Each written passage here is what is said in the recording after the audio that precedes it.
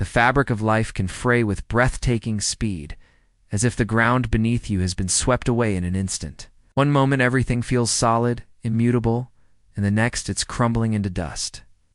Here I am, 32, back in my parents' home, in Dallas, sitting in the bedroom that cradled my youth.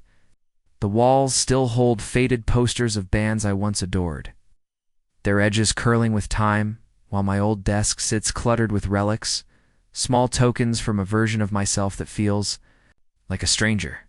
A sharp, bitter chuckle escapes my lips as I confront the stinging irony of my situation. My name is Emma, and this is not the life I envisioned.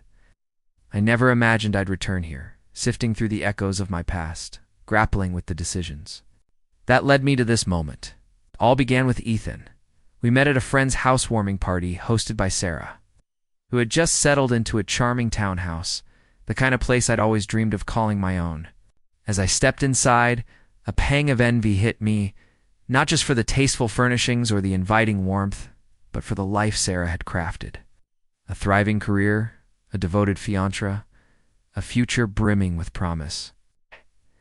And there I was, single, exhausted, by the endless cycle of dating apps and shallow conversations, starting to fear I'd never find someone who truly saw me. That's when Ethan caught my eye. Tall with dark hair, he had a presence that drew people in.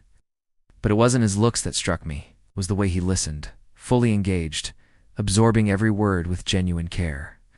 We talked for hours that night, and for the first time, in what felt like forever, a flicker of hope stirred within me, a whisper that perhaps I'd found someone who would stay for a while.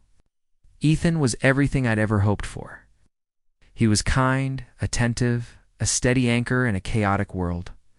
With him, I felt a sense of security I'd never known. Our relationship progressed swiftly, but it always felt natural, never forced. He proposed. A year later, we exchanged vows in front of our loved ones. It was everything I thought I wanted: stable, loving, reliable. But that reliability, the very quality that drew me to him, became the seed of my doubt. Somewhere along the way, I stopped seeing the beauty in it, stopped seeing him. I began to mistake his quiet strength for monotony, his small, thoughtful acts, like slipping notes into my purse, or remembering my exact coffee order for routine rather than love. Ethan wasn't the type to sweep me off on spontaneous escapades, or declare his love with dramatic flourishes. He was the kind of man who showed up every day without fail with a steady, unspoken devotion. And instead of cherishing that, I let uncertainty creep in. Had I settled for safety over passion, chosen ease over excitement at first, these doubts were mere whispers. But they grew louder, more insistent, until they became a storm I couldn't silence. The turning point came one evening at a small dinner party. It was a warm gathering, close friends, delicious food, wine flowing freely, and conversation that sparkled with ease. The topic turned to relationships, and we debated whether love was a matter of destiny or mere timing. Someone asked how we know we've chosen the right partner. Without thinking, I let out a sharp laugh and said, honestly, if I could do it over, I'm not sure I'd have married Ethan. The room went still. The warmth of the evening dissolved into a heavy, oppressive silence. My stomach dropped as I glanced at Ethan. His face was unreadable, his hand clutching his glass so tightly I thought it might break. Good to know, he said quietly, his voice slicing through me like a blade. Panic surged through me. I tried to brush it off, to pass it as a clumsy joke, but my words sounded hollow, desperate. The damage was irreparable. His eyes, once so warm and open, were now distant, guarded. He didn't raise his voice or argue that night, simply went to bed without another word. I told myself we'd sort it out in the morning, that he'd forgive me as he always did. But when I woke, his side of the bed was empty. His belongings were gone. His toothbrush was missing. And on the nightstand, like a dagger to my heart, sat his wedding ring, placed carefully beside a photo from our honeymoon.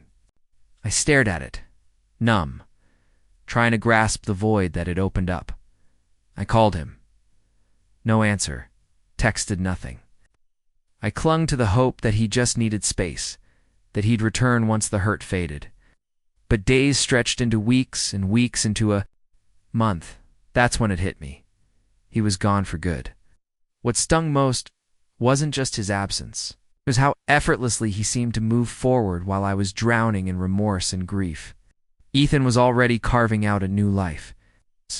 One afternoon, as I wandered through the city, I spotted him at an outdoor cafe. He was smiling, laughing, sitting across from a woman who seemed to embody everything I felt I lacked. She was poised, confident, glowing in a way that didn't demand attention but naturally commanded it. And Ethan looked at her the way he once looked at me, like she was his entire universe. A flood of emotions crashed over me. I wanted to run to him, to demand he remember what we'd shared, to plead for another chance. But I stayed rooted in place. Deep down, I knew he was gone. And worse, I realized I'd never truly deserved him.